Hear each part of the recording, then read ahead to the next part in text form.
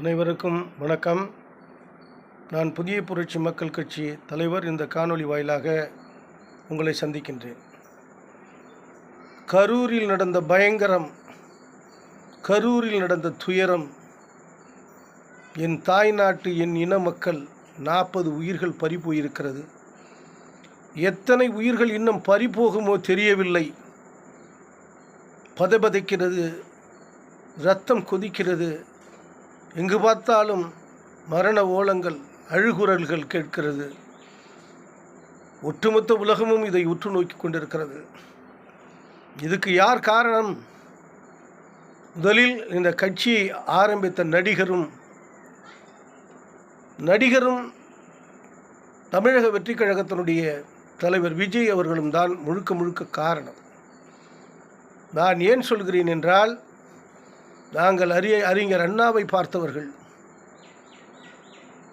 Doctor கலைஞரை பார்த்தவர்கள், புரட்சி தலைவர் எம்ஜிஆரை பார்த்தவர்கள், அம்மையார் செல்வி ஜெயலலிதாவை பார்த்தவர்கள்.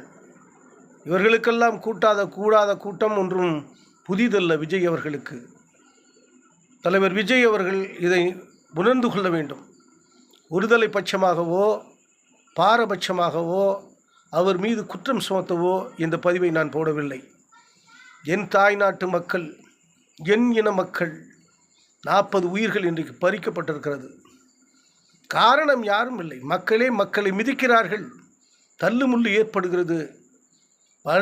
பல காணொளி வாயிலாகவும் நாங்கள் பார்க்கிறோம், ஊடகத்தின் வாயிலாகவும் பார்த்திருக்கிறோம். ஆனால் இன்று நடந்தது, கரூரில் நடந்தது என்ன?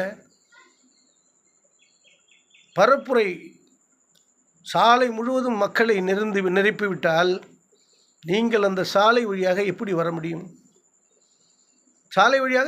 முடியும்? கூட்டம் கூடுவதற்கு ஒரு இடம் என்றால், தலைவன் வருவதற்கு ஒரு இடம் வேண்டும், ஒரு வழி வேண்டும். அதுதான் சிறப்பு வழி. நீங்கள் மேடையில் ஏறுவதோ அல்லது முன்னதாக வந்து அந்த இடத்தில் இருப்பதோ தான் அதுக்கு பாதுகாப்பான வழி. மக்களை 12 மணிக்கு நான் வருகிறேன், பரப்புரையாற்றுகிறேன், 3 மணிக்கு பரப்புரையாற்றுகிறேன் என்று சொல்லிவிட்டு காலதாமதமாக நீங்கள் 7 மணிக்கு வந்தது தான் மிகப்பெரிய தவறு. அவர்களுக்கு உணவில்லை. நீங்கள் 12 மணி 3 மணிக்கு வருவதாக அறிவித்தவுடன் காலை 6 மணியிலிருந்து மக்கள் குவிகிறார்கள். அன்று முழுவதும் வெயிலில் காய்கிறார்கள். அரிக்கின்ற வெயிலும், அங்கு சுவாசிக்க காற்றும் கூட அந்த மக்களுக்கு இல்லை, குடிக்க தண்ணீர் இல்லை, சாப்பாடு இல்லை. இது யார் செய்ய வேண்டும்? உன் கட்சிக்காரர்களுக்கு செய்ய வேண்டும். ஏன் அதை செய்ய தவிர்த்தார்கள்? பட்டியலையோடு காலை 6 மணியிலிருந்து மாலை 6 மணி வரை ஒருவன் அங்கே நின்றால், உட்கார இடம் இல்லாமல் தள்ளுமுள்ளில் கூட்ட நெரிசல் ஒரு மக்கள் நின்று கொண்டிருந்தால் அவர்களுக்கு மயக்கம் வராமல் எப்படி இருக்கும்? நெருக்கடியில் அலக்கழிக்கப்பட்டால் உயிர்கள் போகாமல் எப்படி இருக்கும்? இதற்கு காரணமே இதுதான் முக்கியமான காரணம். ஆகவே விஜய் தான் இதுக்கு பொறுப்பேற்க வேண்டும். ஒரு அரசியல் தலைவன் என்றால் 12 மணி என்றால் 11:55 நீ அங்கே இருக்க வேண்டும். அவன்தான் அரசியல் தலைவன்.